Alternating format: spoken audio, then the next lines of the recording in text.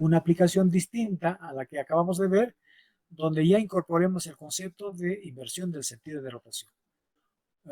Elijamos la velocidad a la que va a operar el motor, si es lenta o es rápida, pero también elijamos el sentido de marcha. Puede ser horaria o antihoraria, ¿no? Mira, entonces este motorcito por su configuración nos permite ya pues operar sistemas donde se demande pues de repente un arranque suave, ¿no? ¿De acuerdo? Yo puedo hacer, por ejemplo, que el sistema arranque con velocidad baja, y ya una vez que alcanzó algunas condiciones preestablecidas, recién podemos hacer de que el motor opere a velocidad rápida, ¿no? Entonces, a ese sistema se le conoce pues como arranque suave, ¿no? Bueno, hoy en día prácticamente la electrónica está permitiendo, pues, ¿no?, que los motores eh, ya no necesitan ser Talander inclusive, ¿no? Porque inclusive un motor asincrónico trifásico de rotor tipo jaula de ardilla podemos regular su velocidad. ¿No? Vamos a ver ese tema. Entonces, si acá en esta formulita hemos visto de que la velocidad de rotación del motor, acá, es posible calcularlo con esta relación matemática básica, donde P minúscula viene a ser el número de polos y P mayúscula viene a ser el número de pares de polos. ¿Qué diferencia hay entre número de polos y número de pares de polos? Un motor de 4 polos tendrá un número de pares de polos 2, ¿no? Esa es la idea. Entonces, ahí podemos utilizar, cuando usamos esta fórmula, hablemos de número de polos. Pero si usamos esta fórmula, hablaremos de número de pares de polos. ¿De acuerdo? Entonces, vean de que la velocidad de rotación sincrónica del flujo magnético giratorio de de estos motores, tiene una velocidad que se puede calcular con cualquiera de estas dos fórmulas. Y en ella encontramos la presencia de la frecuencia.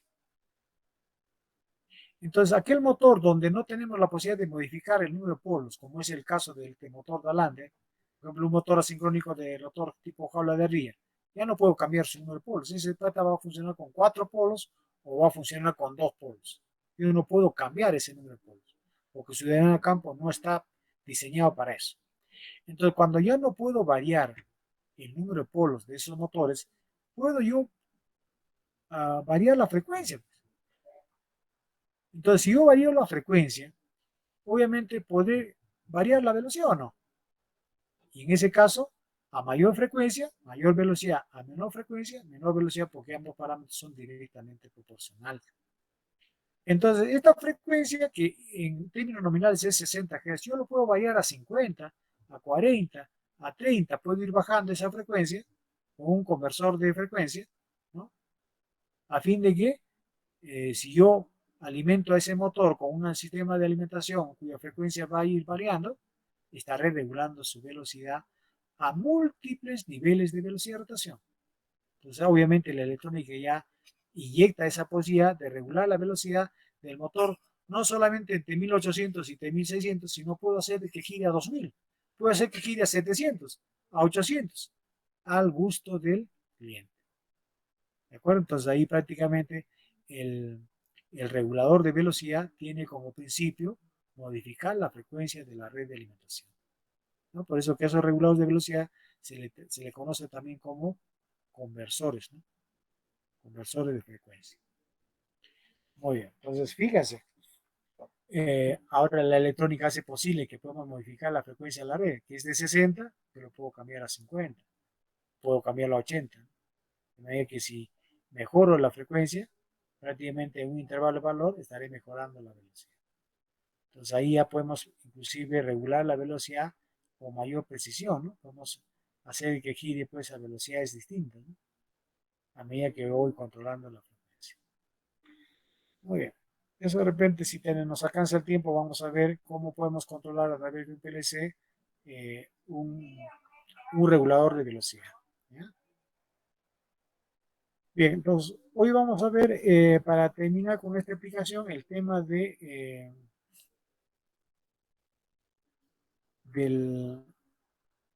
control de este motor con el criterio que les señalaba, ¿no? De seleccionar la velocidad y al tiempo su sentido de marcha. Pues acá estamos, ¿no? Arranque de un motor de polos conmutables. Cuando hablamos del motor de polo, nos estamos refiriendo al motor de conexión de alambre. De dos velocidades, exactamente, ¿no? Dos velocidades. Con inversión de giro. La fibra 4 va a detallar prácticamente ese tipo de motorcito. Vamos a verlo acá. El motor la tenemos acá el delante, pero el circuito de fuerza ya tiene que ser distinto al anterior. Fíjense que el anterior solamente tenía este contactor, esta y este. Para lograr invertir en sentido de marcha, le añadimos un par de contactores más. De manera que este nos va a permitirá modificar el sentido de marcha del motor cuando este va a operar a velocidad rápida y este va a permitirnos modificar el sentido de rotación del motor cuando opera a velocidad lenta. ¿De acuerdo? Entonces, ustedes ya con tiempo pueden leer todo lo que se tiene acá, ¿no? Eso no sería de repente necesario. En mi caso, todo lo que se está indicando acá en forma textual, les voy a más bien explicar en forma pormenorizada, visualizando este diagrama desarrollado del circuito de potencia. Entonces, fíjense, así como en el caso anterior, este sistema de arranque va a requerir protegerlo pues al sistema trifásico con dos grupos de fusibles, ¿de acuerdo? Pueden ser, en este caso a veces ya no se habla de fusibles, ¿no? Ya se habla de interruptores magnetotérmicos, ¿no? O se habla de, en el caso de motores de mediana o gran potencia, ya se hablan de relés de máxima corriente. Entonces estos relés lo que hacen es ir censando la variación de las corrientes en cada línea y si alcanzan ya un nivel máximo admitido ya simplemente actúan, ¿no? Entonces, como elemento de protección inyectan una señal a un actuador haciendo que ese actuador ordene pues abrirse el circuito, ¿no? Entonces lo que va a hacer ese relé de máxima corriente genera una señal de mando para que aperture un disyuntor o un interruptor de potencia, ¿no? Y esos interruptores de potencia ya son, pues, no son llaves magnetotérmicas, ¿no? Son interruptores con sistemas de extensión de arco voltaico, porque obviamente las corrientes que se tienen que interrumpir ahí son bastante grandes, ¿no? Los motores de gran potencia prácticamente absorben pues corrientes altísimas y no es fácil obviamente interrumpir corrientes bastante grandes, ¿no? Entonces esos interruptores tienen que tener pues un sistema de extensión de arco voltaico para que en el tiempo menor posible se haga pues la apertura de los contactos principales. Bien, entonces si yo hiciera de que solo se active este contactor, el K1, ese motor va a quedar configurado en conexión triángulo, va a operar a velocidad lenta, pero con un sentido de marcha horario. Ahora bien, si yo en lugar de activar este contactor, activar este segundo contactor, obviamente ese motor va a seguir trabajando a velocidad lenta, pero habrá logrado invertir su sentido de rotación. Ya no se girará en sentido horario, sino en sentido anti-horario. Pues fíjense, este contactor es para que el motor opere en giro horario y este en giro antihorario a velocidad lenta. Mientras que esta y esta, en combinación con esta, hará de que el motor gire, estando operando este contactor K3 con K5. El motor va a operar a velocidad rápida en giro horario y si operara el K4 con el K5 va a funcionar a velocidad rápida con giro antihorario. Entonces vamos a ver cómo es la lógica programada o la lógica cableada en un primer momento para hacer posible cómo arrancamos el motor en función a nuestras necesidades. Yo quiero arrancarlo a velocidad lenta con giro horario. Tendré que presionar una botonera que me permite solo activar este contactor. Quiero modificar el sentido de rotación, tendré que activar esta. Quiero modificar ya no el sentido de rotación, sino la velocidad de rotación. Ya tendré que activar estos dos contactores, ¿no? O estos dos si quisiera también modificar el sentido de rotación. Entonces el circuito de fuerza prácticamente es similar al anterior donde se ha añadido la presencia de estos dos contactores, el K2 y el K4. ¿Vale? Muy bien. Y este vendría a ser ya el circuito desarrollado.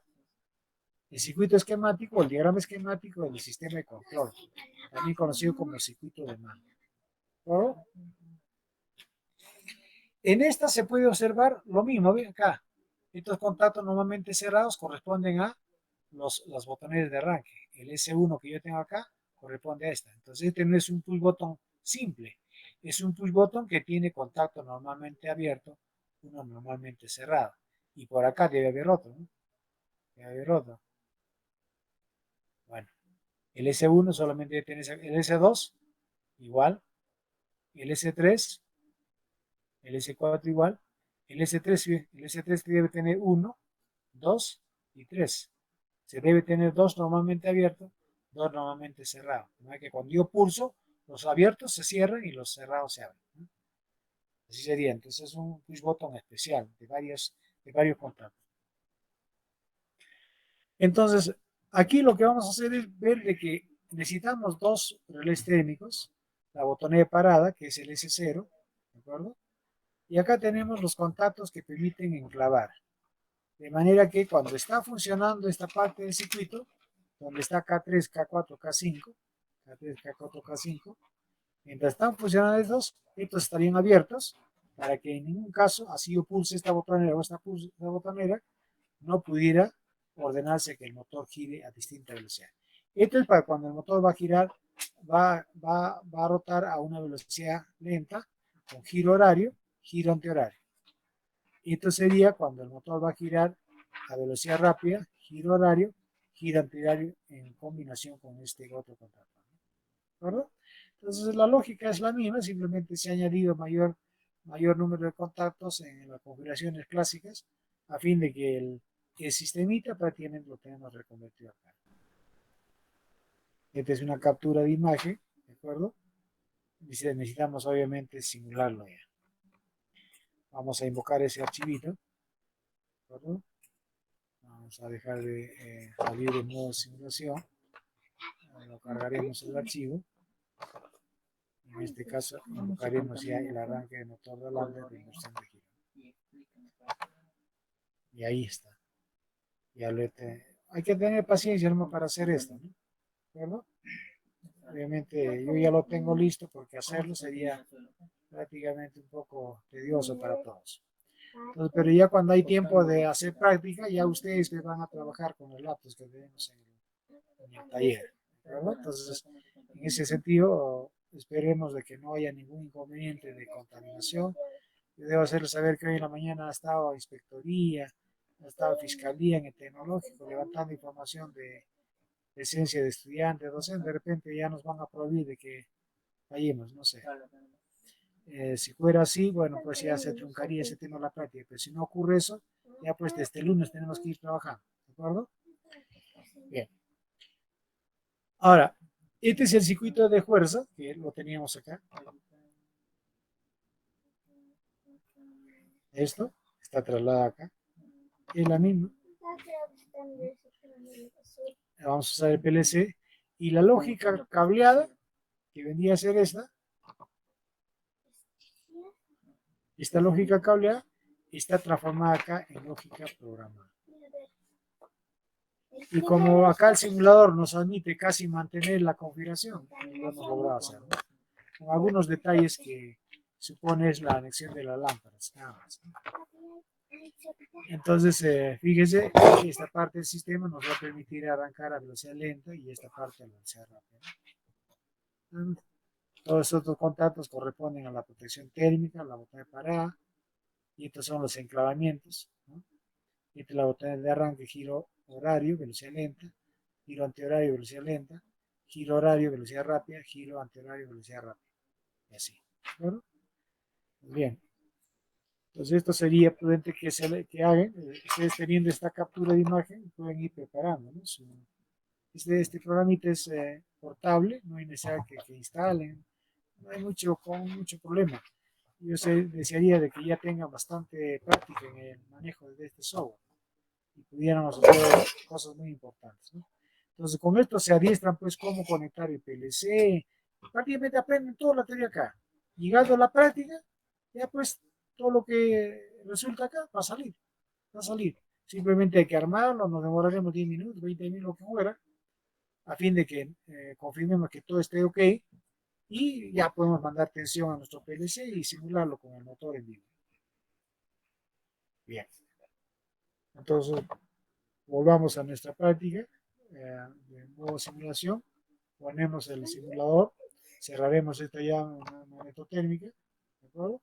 Y ahora lo que tendríamos que ver, fíjense acá, tenemos una botonera para en el tablero de mando a distancia, vamos a tener ya 4 botoneras de arranque y una de parada, ¿de acuerdo? Y fíjense de que aquí ya esta botonera no es el que tenemos acá, ¿no?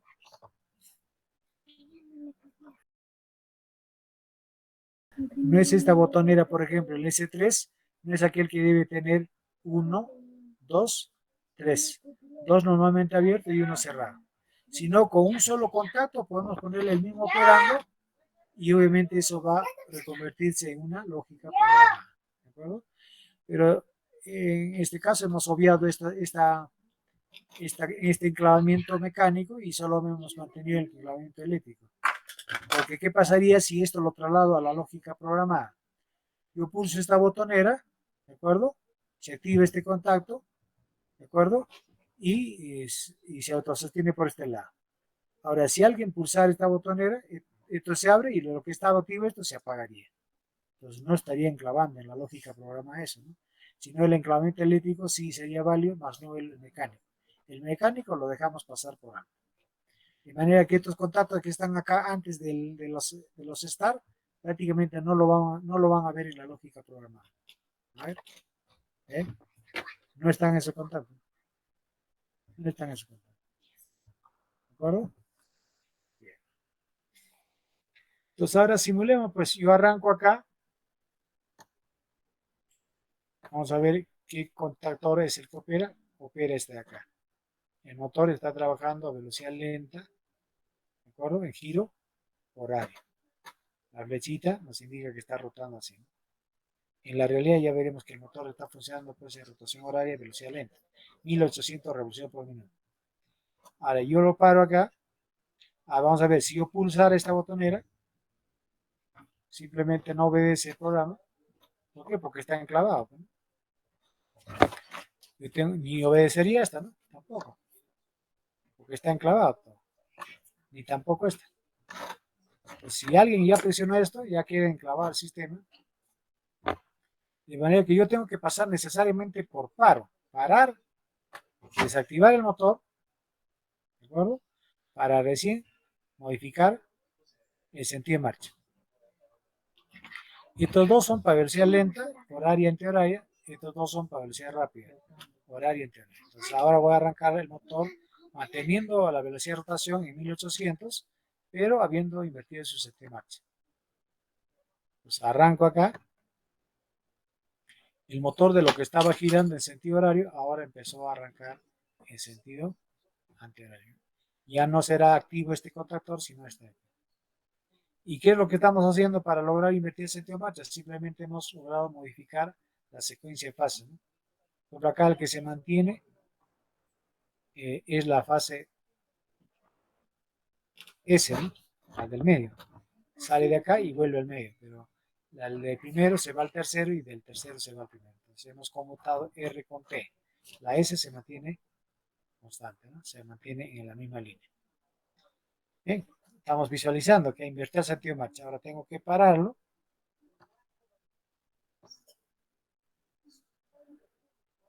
¿De acuerdo? Ahora esperar que pierda velocidad por inercia, para que la velocidad remanente se pierda.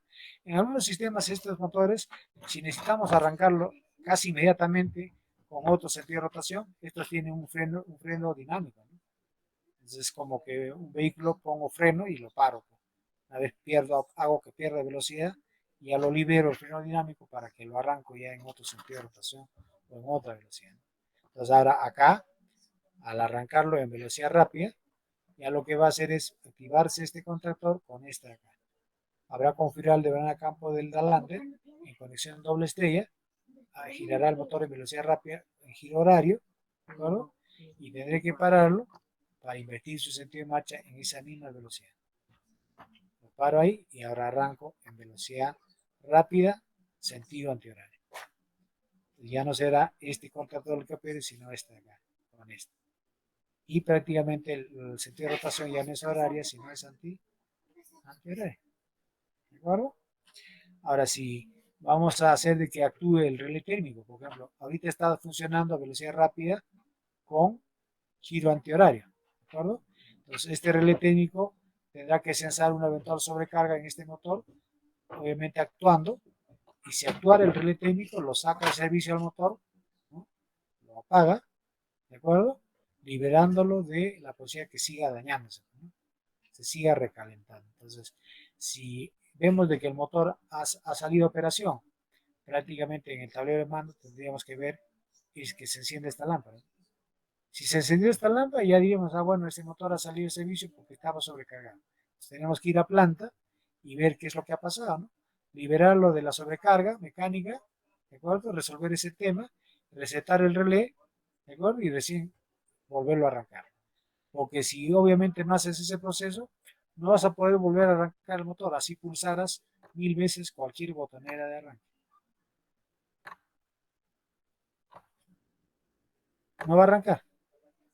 Entonces vas a tener que ir a planta, resolver ese problema, resetar el relé y recién ahí volverlo a arrancar en el conexionado o en la configuración que estaba funcionando. Y volverá a arrancar el motor. Bueno,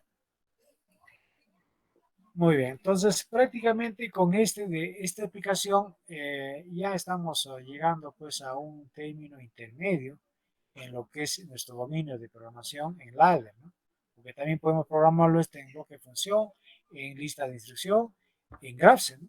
¿De acuerdo? Ya, eso es ya interés de cada estudiante que vaya fortaleciendo su aprendizaje, trasladando esta lógica a su equivalente en bloque de función, a su equivalente en lista de instrucción o en graphs, ¿no? ¿De acuerdo? Entonces, con esa capacitación prácticamente ustedes tener la oportunidad de alternar con sistemas de este tipo van a tener pues la mejor posibilidad de, de innovar de repente esos sistemas, ¿no? ¿De acuerdo? Y aportar pues, ¿no? Con sus conocimientos a la empresa donde finalmente van a ir a trabajar. Muy bien, entonces volvamos a ver a nuestra diapositiva y hemos logrado trasladar esta lógica cableada a una lógica programada, ¿de acuerdo? De manera que el sistema convencional que opera del modo como estamos viendo en este diagrama, simplemente la hemos reconvertido con una operación tecnológica, ¿no? Entonces, prácticamente en la realidad lo que vamos a ver son los contactores, los relés térmicos, todo lo que está acá en el circuito de fuerza y el PLC con los dispositivos de entrada, dispositivos de salida. La lógica programada prácticamente estará en la memoria del autómata, de manera que todo este cableado, este enmarañado de cables ya no será necesario. Todo esto prácticamente está dentro del autómata. Dentro del autómata. Y lo único mencionado que vamos a ver son estos de acá, ¿no? Cómo conectar las entradas, cómo conectar las salidas. Bien.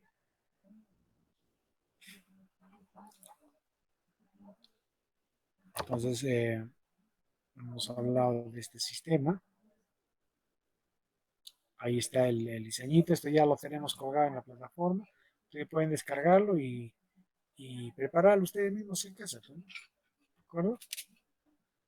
Y acá estaríamos dejándoles una tareita para aquellos que tienen interés de seguir fortaleciendo su aprendizaje, que implica ver esta descripción tecnológica. Por ejemplo, deseamos automatizar un motor jaula de arriba para 2 velocidades tipo Dalanda, ¿no? Sí, es un motor de conexión Dalanda. Y con inversión de sentido de giro. Dicho motor para su funcionamiento consta de un pulsador para el arranque y otro para la parada. O sea, yo voy a tener un par de botoneros, uno para arrancarlo y otro para pararlo, nada más. Asimismo, debo tener un relé técnico para actuar en caso de sobrecarga, ¿no? En realidad no es un relé técnico, sino es un par de relés técnicos, ¿no? Un par de relés técnicos. Pero como hemos visto ya en el circuito de fuerza, debemos conectar dos relés, ¿no? Uno para cada nivel de velocidad. Y obviamente vamos a implementar una secuencia de operación. La secuencia de funcionamiento obedece al siguiente enunciado y obviamente la misma se presenta en el siguiente orden, ¿no? Esto no debe ser parte del proceso, si tendríamos que ponerlo. Así. Accionando el pulsador de... Bueno, esto sí, la secuencia obedece al siguiente. Acá, accionando el pulsador de arranque, esto sí. Esto sí tendría que entrar como parte del proceso. ¿Qué implica? Si yo acciono el pulsador de arranque, pulso la autoridad de arranque, el motor debe arrancar a velocidad baja. Y para que arranque a velocidad baja, yo tengo que activar un solo control, ¿no? ¿De acuerdo? Aquel que conecte el devanada de campo del motor en conexión triángulo. Pero debe arrancar con giro hacia la izquierda, giro antihorario. Y debe mantenerse en ese funcionamiento durante 12 segundos. Transcurridos los 12 segundos, inmediatamente en forma automática el motor se debe de parar, se detiene y debe mantenerse parado durante los siguientes 5 segundos. ¿Eso qué quiere decir? Que desde el instante que yo pulsé esta botón de arranque, 17 segundos después volverá a arrancar automáticamente el motor, pero a esa misma velocidad, velocidad baja, pero habiendo reconvertido su velocidad de rotación ya no a izquierda, como señala acá, sino hacia la derecha, vamos a decir horario. Y en esa condición debe trabajar los siguientes 15 segundos. Entonces acá tenemos una línea de tiempo y necesitamos tomar cuenta de cómo debemos programar el autómata para que funcione así como estamos señalando acá en esta descripción tecnológica. ¿De acuerdo? Entonces, para que ustedes se ayuden a cómo hacer posible esta programación, vamos a presentar acá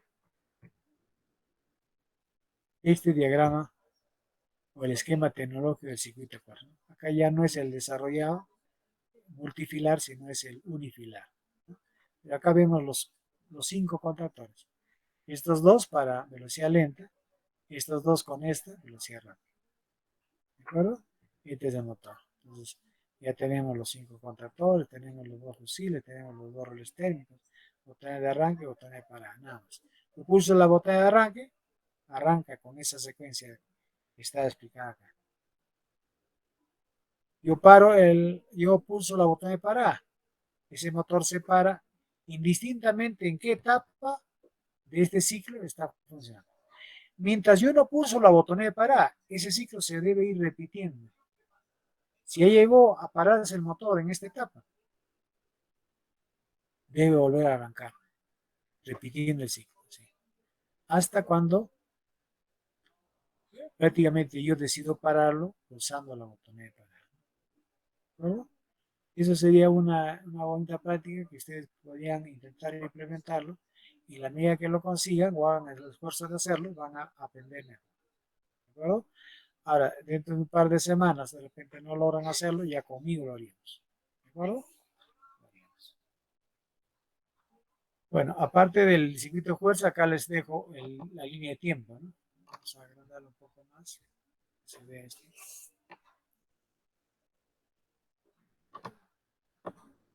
Es un diagrama de tiempo. Y si lo maximizamos, vamos a ver eso, ¿no? Hay 15 segundos y se activa un contactor para que el motor opere.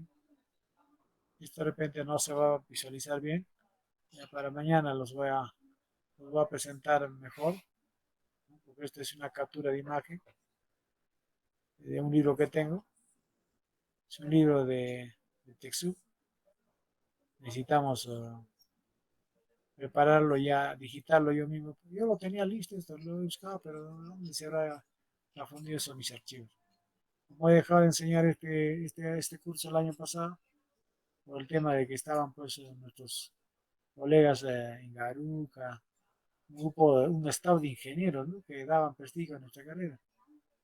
Hoy ya no están, entonces ya pues y he preferido de que ellos sean los que desarrollen la unidad. Entonces yo me he desvinculado de electrónica el año pasado, entonces mis materiales de trabajo los tendré por ahí refundidos, necesitaremos irlos despercudiendo. Esto lo tendré que ir preparando si no lo consigo, para que ustedes puedan verlo, pero la idea es, por ejemplo, que acá se señala cuando yo pulso la botonera de arranque, que debe ser en este punto, ¿no? Esta es la línea de tiempo en segundos, y este viene a ser en qué instantes van activándose por los contractores. Acá tenemos los 5 contractores. Primeramente se activa este contractor, se mantiene activo durante 15 segundos, ya no, en este instante de tiempo, en este lapso, no hay ni uno que esté activo, es porque el motor está parado, 5 segundos. Luego se activa esta, ¿de acuerdo? Girando a velocidad lenta, pero habiendo invertido su sentido de rotación, se para durante los 5 siguientes segundos, para luego ya modificar su sentido de marcha, porque en ese instante ya no solo funciona este contractor, sino también este y este. Se mantiene durante 15 segundos, se para, pero este sigue activo, ¿no? A fin de que se vuelva a activar el otro contractor que invierte el sentido de marcha, de manera que recién acá se apaga para mantenerse apagado, porque aquí ya en esta parte no hay ningún contractor que esté activo, y a fin de que esto se vaya repitiendo indefinidamente hasta cuando alguien todavía pulse la botella de parada. Entonces esta línea de tiempo, conocido como diagrama de tiempo, nos va a permitir entender mejor lo que se dice acá, ¿no?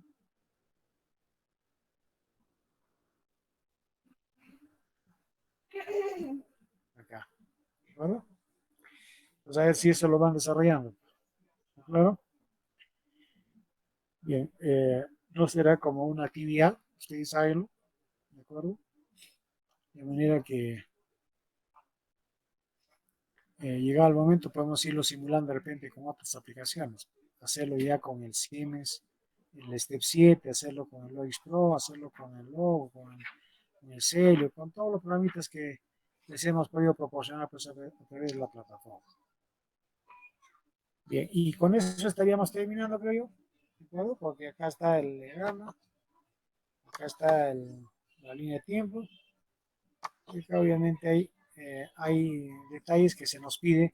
Primeramente, implementar la lista de ordenamiento, el diagrama de contactos, preparar la plan de funciones, lista de instrucciones y luego finalmente el diagrama de conexión del PLC. Entonces, cuando uno está en el propósito de fortalecer su aprendizaje de automatismos a través de PLC, tenemos que acostumbrarnos a trabajar siguiendo esta secuencia. Primeramente, presentar la lista de ordenamiento, luego el diagrama de contactos, el ladder, luego pasarlo a la lógica de bloque de función, presentar su lista de instrucción y finalmente ver cómo vamos a conectar el PLC con los dispositivos de entrada y salida para esta configuración.